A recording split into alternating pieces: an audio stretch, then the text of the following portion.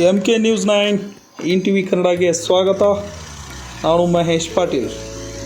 ಇಂದು Gokak hill ಗಾರ್ಡನ್ನಲ್ಲಿ ದಲಿತ ಸಂಘ ಹಾಗೂ ಮಾದಿಗ ಸಮಾಜ ಬಾಂಧವರ ಸೇರಿ ಒಳ ಮೀಸಲಾತಿ ನೀಡಬೇಕೆಂದು ಯುವ ನಾಯಕರಾದ ರಾಹುಲ್ ಜಾರಕಿಹೊಳಿ ಇವರ ಮುಖಾಂತರ ಸತೀಶನ ಜಾರಕಿಹೊಳಿ ಅವರಿಗೆ ಮುಟ್ಟಿಸಲು ಸಮಾಜ ಬಾಂಧವರು ತಿಳಿಸಿದರು. ಈ ಸಮಯದಲ್ಲಿ ಆಪ್ತ ಸಹಾಯಕರಾದ ಪಾಂಡುರಂಗ್ ಮಣ್ಣಿಕೇರಿ ಹಾಗೂ ಪ್ರವೀಣ್ ಗುಡ್ಡಕಾಯು ಹಾಗೂ ಬಸವರಾಜ್ ರಂಗನ್ನವರ್ ಹಾಗೂ ದಲಿತ ಹಾಗೂ ಮಾದಿಗ ಸಮಾಜದ ಸಮಸ್ತ ಬಾಂಧವರು ಉಪಸ್ಥಿತರಿದ್ದರು. ವರದಿ ಮಹೇಶ್ ಪಾಟೀಲ್, MK ನ್ಯೂಸ್ 9 ಇನ್ ಟಿವಿ ಕನ್ನಡ.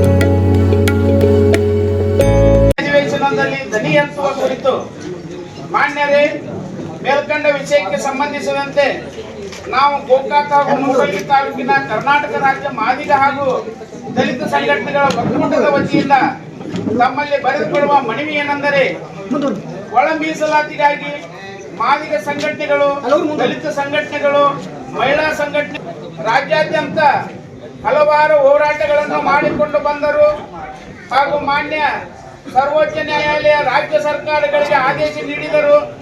ಮಾದಿಗ ಸಮುದಾಯ ಸಂಬಂಧಿ ಉಪಜಾತಿಗಳ